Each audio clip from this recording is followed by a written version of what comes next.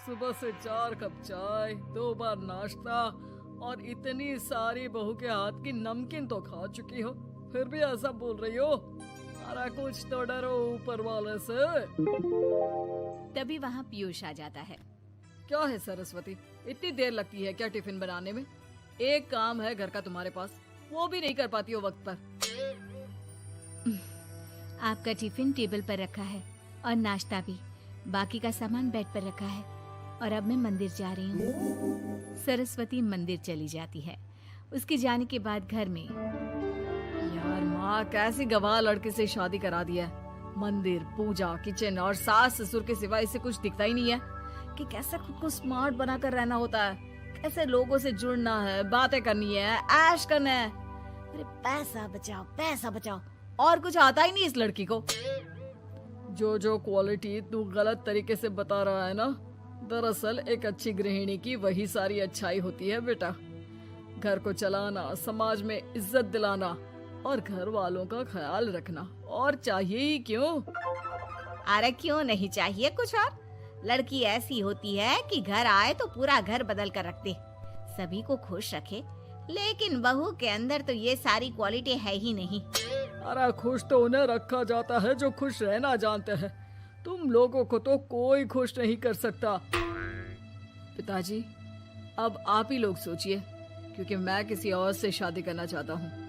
आप लोगों को बहू के साथ रहना है या मेरे साथ? क्योंकि मैं अब इसके साथ नहीं रह सकता।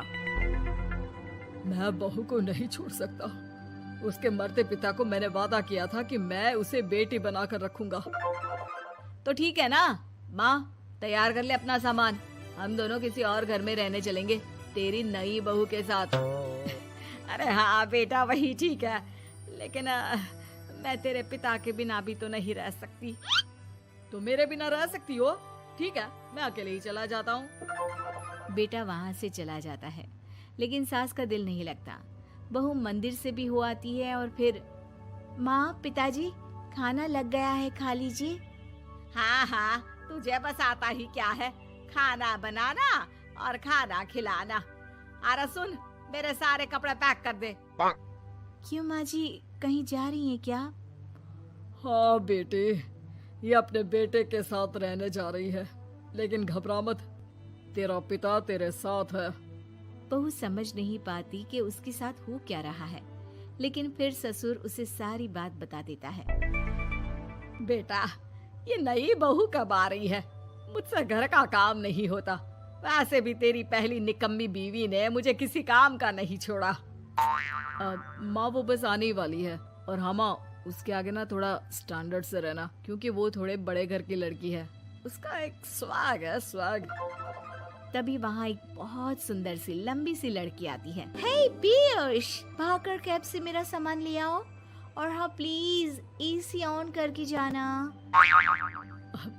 रीमा, ये मेरी माँ है। तुम चाहती थी ना कि मेरी माँ हम लोगों के साथ रहे। हेलो आंटी जी, हम लोग ना जल्दी शादी कर लेंगे, फिर मेरी जैसी टॉप लड़की आपको अच्छी बोलेगी। एक्साइटेड होंगी ना आप? पर नो इश्यू। पीयूष सामान ले आओ ना, एंड आंटी आप पानी ले आइए प्लीज। माँ को तो समझ में ही नहीं आता कि वो क्या करे। वो बहू के लिए पानी लेकर आती है तो उसका पैर पर्दे में फंस जाता है और वो गिर जाती है। ओहो, पूरा पानी गिरा दिया। कांच का ग्लास क्यों छूती है जब हाथ पैर नहीं चलते? कितनी मुश्किल से मैंने और पीयूष ने ये गृहस्थी बनाने की कोशिश की है। अरे पर तो क्या हो गया, एक गिलास ही तो टूटा है। अपने घर में तो रोज एक तोड़ती हूँ, लेकिन मजाल है सरस्वती कुछ कहे। और हाँ, मैं पानी वानी नहीं पिलाने वाली, मुझे ऐसी कोई आदत नहीं है। बहू हो, बहू की तरह रहो, समझी?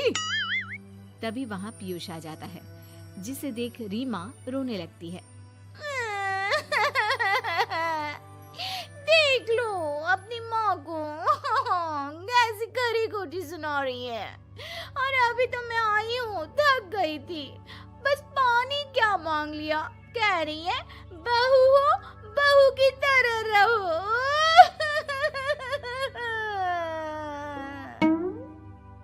अरे यार माँ, समझा कर लाया था ना कि कैसे रहना है।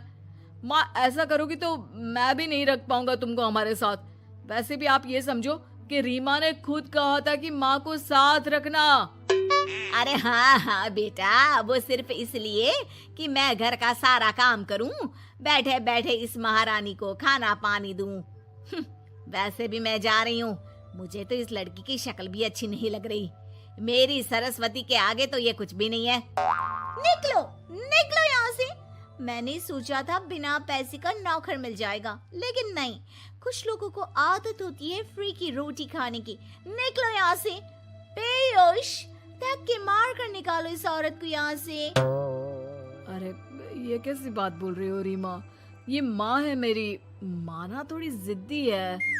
अरे वाह बेटा वाह, अभी भी तुझे मेरी ही गलती दिख रही है ना? कोई बात नहीं। माँ वापस घर आ जाती है।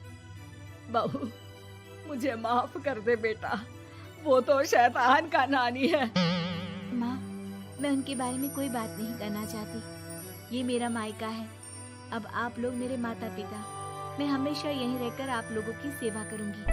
नहीं नहीं बेटा, हम करेंगे तेरी शादी किसी अच्छे लड़के से। अरे कोई जरूरत नहीं है, मैं देख कर आई हूँ जो हालत है ना पीयूष की, वहाँ नहीं टिकने वाला ज्यादा दिन। ना टिके वो उसकी मर्जी, लेकिन मेरी बेटी इतनी गई गुजरी नहीं है जो उसे कभी भी छोड़ो और कभी भी वापस आ जाओ तो वो तुम्हें अपना ले। अब ज्यादा ही हो रहा है आपका। माना मैंने गलत किया बहू के साथ, लेकिन वो उसका पति है। और फिर कहावत है ना, सुबह का भूला शाम को वापस आ जाए तो उसे भूला नहीं कहते। तभी वहाँ पीयूष आ जाता है। माँ, वो भूला आ गया, मुझे माफ कर दो। सरस्वती के जिस गुण को मैं सही नहीं मानता था, दरअसल जीवन को सही तरीके से जीने के लिए वही गुण होने चाहिए। मुझे माफ कर दो सरस्वती, मैं आज के बाद तुम्हें और पापा को छोड़कर कहीं नहीं जाऊंगा। और मुझे भी बेटा।